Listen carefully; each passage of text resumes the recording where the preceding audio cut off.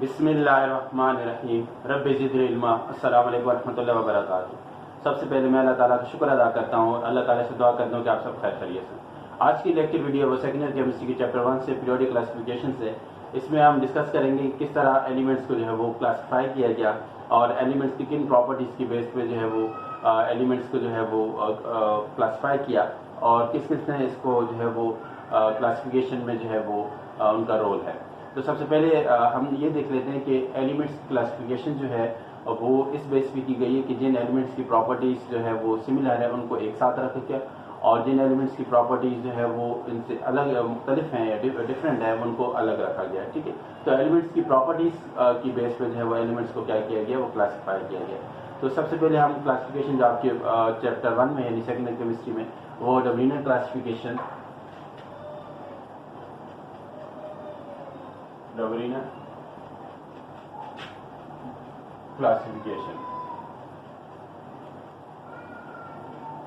डोब्रिनर या डोब्राइनर इस प्रोनाउंसिएशन है। तो ये क्लासिफिकेशन जो है ये हम कहते हैं कि इसकी जो डेट है वो 1829 है और 1885 में 1820 तक जो है वो एलिमेंट्स के एटॉमिक मास के बारे में जो है वो इंफॉर्मेशन आप कह सकते हैं कि वो सामने आ चुकी थी कि एलिमेंट्स के एटॉमिक मासेस हैं।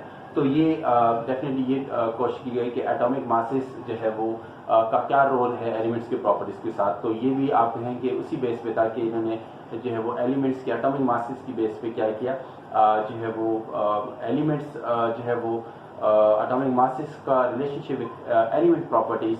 तो इन्होंने क्या जो है वो एलिमेंट्स के आप कह सकते हैं कि ग्रुप्स बनाए और हर ग्रुप के अंदर इन्होंने 3 एलिमेंट्स को रखा और इन्होंने उसका नाम ट्राइड्स का नाम दिया। और इन्होंने क्या डिस्कवर किया कि जो एलिमेंट्स जिनकी सिमिलर प्रॉपर्टीज़ हैं ट्राइड के अंदर, या तो उनके एटॉमिक मासेस सिमिलर हैं या फिर जो मिडिल एलिमेंट का एटॉमिक मास है वो फर्स्ट और थर्ड एलिमेंट का अरिथमेटिक मीन है। ठीक है, तो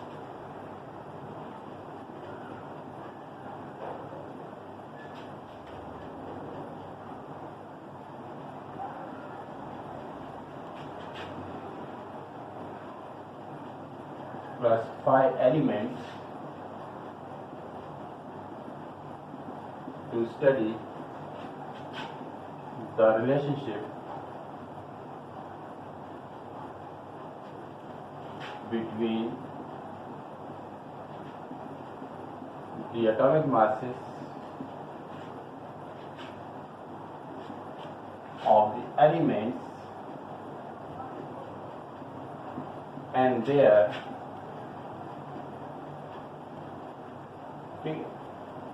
their chemical properties।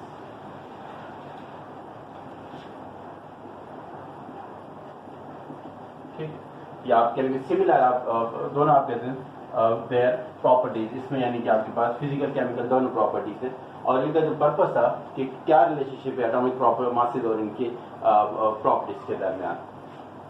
He discovered that a group of elements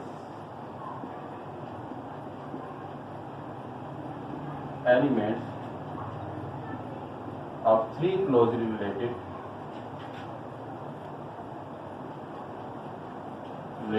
in their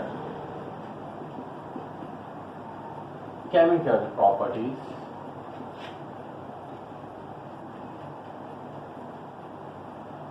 the atomic masses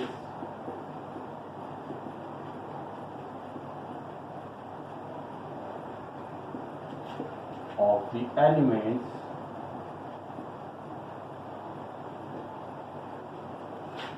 rather nearly same, like an example the nickel iron है, iron, निकल एंड कॉपर। ठीक है, इसमें इनका एटॉमिक मास करीब करीब है and the atomic mass of the middle element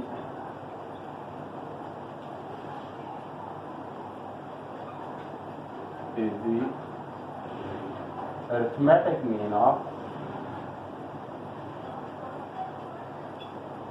the first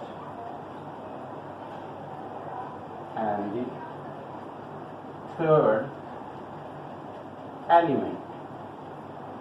ठीक है, तो इन्होंने क्या डिस्कवर किया कि जो ट्राइड्स के अंदर एलिमेंट्स मौजूद है उनके एटॉमिक मास से नियरली सेम है, या फिर फर्स्ट और थर्ड एलिमेंट का जो अरिथमेटिक मीन है वो मिडिल एलिमेंट का एटॉमिक मास जो है वो आ रहा है, उनके पास रिजल्ट आ रहा है। ठीक है, तो ये उनकी स्टेटमेंट है। अब हम जरा उनकी जो ट्राइड्स हैं उसको डिस्कस कर लेते हैं। एग्जाम्पल है उसमें हमारे पास, मिसाल के तौर पर इनके पास ट्राइड्स थे।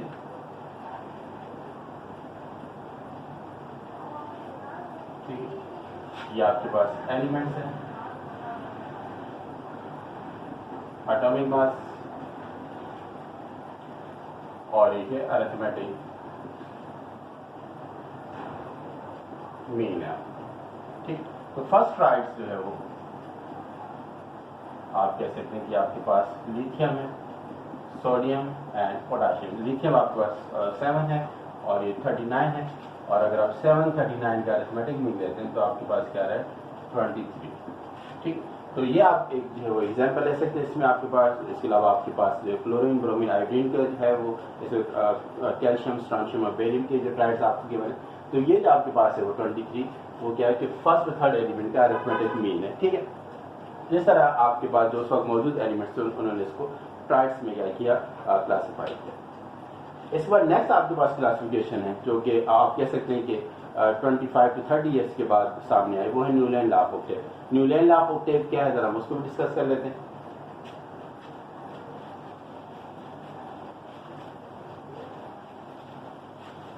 इसमें आप एग्जांपल एक दूसरी भी ले सकते हैं, triads, chlorine, bromine and iodine. ये आपके पास 35.5 है, ठीक है, 126.5, और अगर आप एवरेज लेते हैं 35.5 और 126.5 डिवाइडेड बाई 2 आपका 81 है, अबाउट 80। ठीक है, तो ये है आपके पास क्या जो है वो आ रहा है आपके पास एटॉमिक मास आ रहा है मिडिल एलिमेंट का, ब्रोमीन का। नेक्स्ट क्लासिफिकेशन है हमारे पास Newland law of Octave.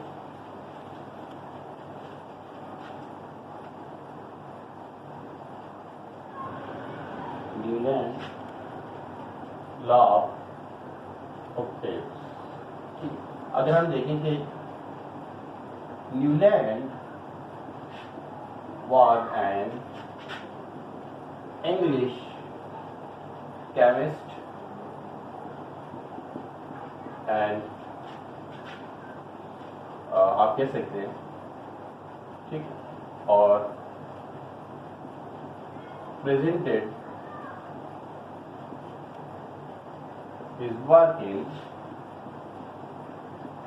1864 to 1869, ठीक है। He classified elements in the ascending order of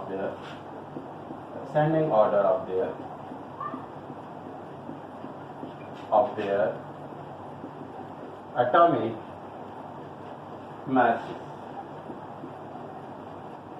He observed that the properties of 8 elements become similar to the first element. He called this regularity of elements as the law of octaves, ठीक। जो first 8 elements जो है वो आप कह सकते हैं element property similar इस लॉ ऑफ ओक्टेव का, और डेफिनेटली ये इस तरह की फर्स्ट ये आप कह सकते हैं कि साउंड्स के अंदर जो फर्स्ट और 8 की फ्रीक्वेंसी क्या है वो सेम होती है। यहाँ पर भी फर्स्ट और 8 एलिमेंट्स की जो प्रॉपर्टीज है वो सिमिलर हो रही है, ठीक है। तो इन्होंने जो सब मौजूद एलिमेंट्स थे उसको उन्होंने क्या किया, क्लासीफाई किया। अब इन पॉइंट्स को ध्यान में रखें। इस तरह हम इसकी एग्जांपल भी ले लेते हैं। तो एग्जांपल है हमारे पास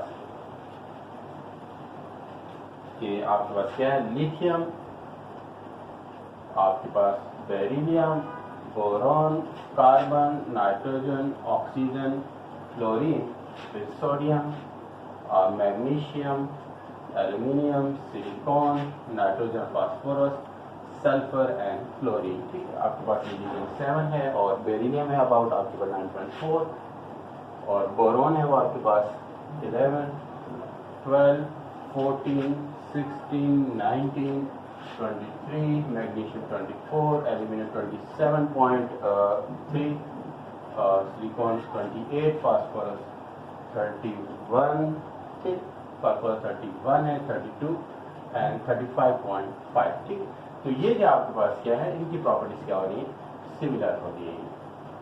ठीक है, 1 से लेकर 8 फर्स्ट और 8 एलिमेंट्स, तो इनकी प्रॉपर्टीज क्या हो रही है, सिमिलर हो रही है। अब इस तरह की क्लासिफिकेशन से जो आप कहेंगे ओवरऑल रिजल्ट्स जो सामने आए, उसमें कौन सी पॉइंट सामने आए, एक पॉइंट ये सामने आया कि elements can be arranged in a tabular form. ठीक है, अब बल्कि आप देखिए elements can be classified into groups, ठीक है, on the basis of their similar properties. ठीक है, तो फर्स्ट आप इसका एडवांटेजेस क्या है,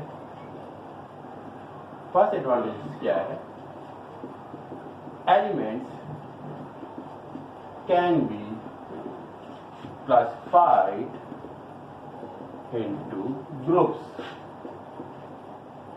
ठीक है, on the basis of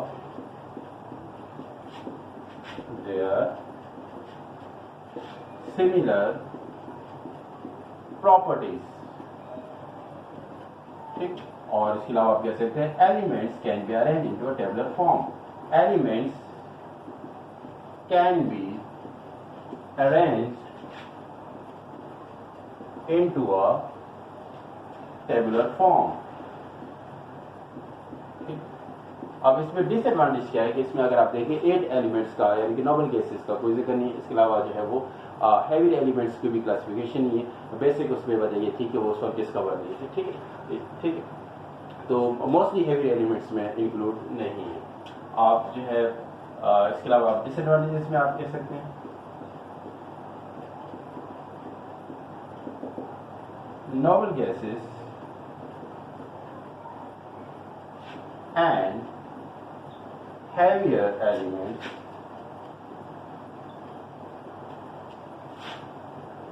were not included because these were not discovered।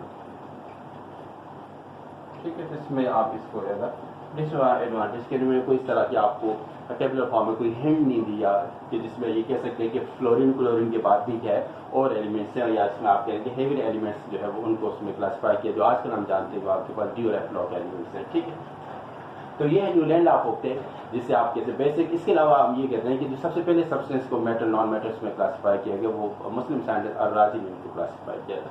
आप इनको मजीद इस पॉइंट्स को जो है वो आप बुक्स से भी रीड करें, और अगर आप इससे रिलेटेड फर्दर आप जो है बुक्स को स्टडी करें जिसमें पीरियोडिक क्लासिफिकेशन के बारे में आप देखेंगे किस तरह एलिमेंट्स को जो है वो क्लासिफाई किया गया और उनकी किस तरह फिजिकल केमिकल प्रॉपर्टीज को स्टडी किया गया। अपनी दुआ में याद रखिएगा। अस्सलाम वालेकुम व रहमतुल्लाहि व बरकातुहू। अल्लाह हाफ़िज़।